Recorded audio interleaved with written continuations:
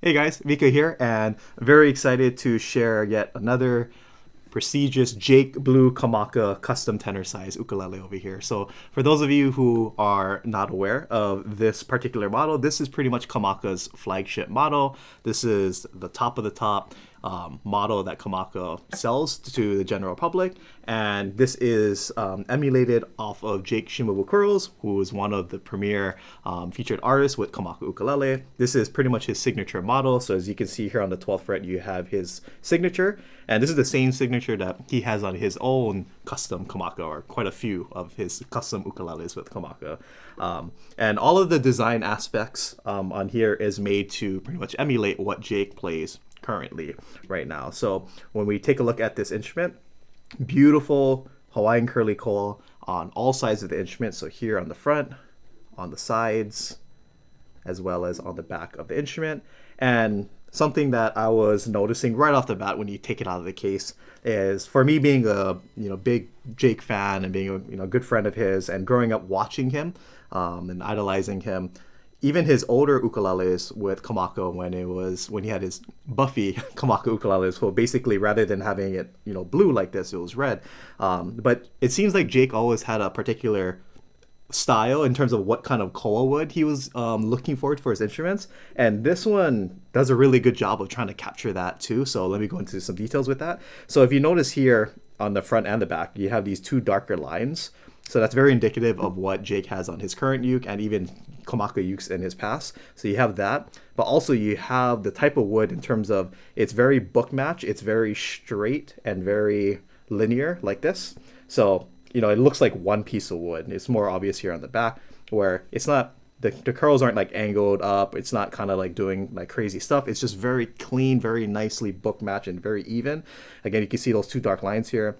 And then of course you can see all the other different colors of coal, all the orange, all the darker streaks here on the side. And again, just nice big thick curls going all over the instrument. You can see it here on the sides too. Nice and big curls. So the orange and dark stuff right here. So for me, it's very cool to see not only this Jake Blue model, but just the particular type of koa, or the specific type of koa used on this instrument. So on the back and front, it's binded with ebony, so get that nice dark contrast. And then ever so slightly, you have the Jake Blue color right here. So the blue purfling that's wrapped around the back, here around the sides of the instrument, as well as on the front.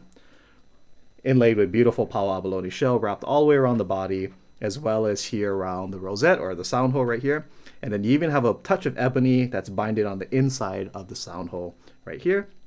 Ebony bridge, fretboard, slotted headstock with the ebony faceplate, of course the KK Abalone Kamaka logo here on the top, gloss neck, mahogany neck, and then upgraded Gilbert tuners with snakewood buttons here on all four sides of the tuners. So very clean of an instrument. Oh, and then one last thing is, even though there's no fret markers here on the fretboard itself, outside of just the 12th fret signature for Jake, you do have your fret markers here on 3, 5, 7, 10, double on 12, and 1 on 15. So yeah, this is this is Jake's instrument, more or less, outside of Jake himself playing it. But this is what I call, for me, like a musician's instrument, because there's nothing like crazy going on with the inlay. It's just very clean. There's no fret markers. It's just the signature. So for me, myself, I kind of took that idea from Jake, where I put a 12th fret signature of that, and then having nothing else on the fretboard. So musician's instrument, meaning just very clean, very practical, just very beautiful. It's nothing flashy, but it's also just very elegant and beautiful at the same time.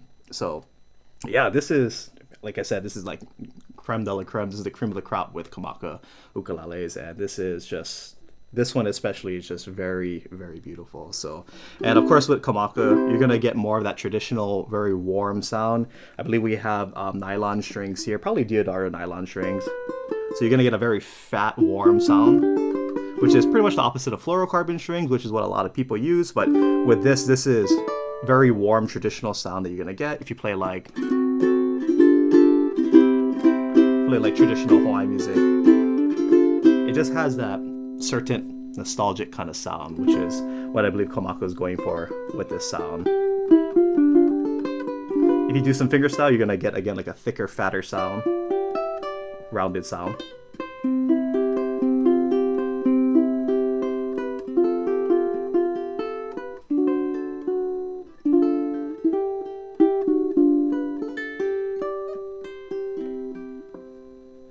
yeah, so beautiful stuff. So let's go ahead and run this for a sound sample.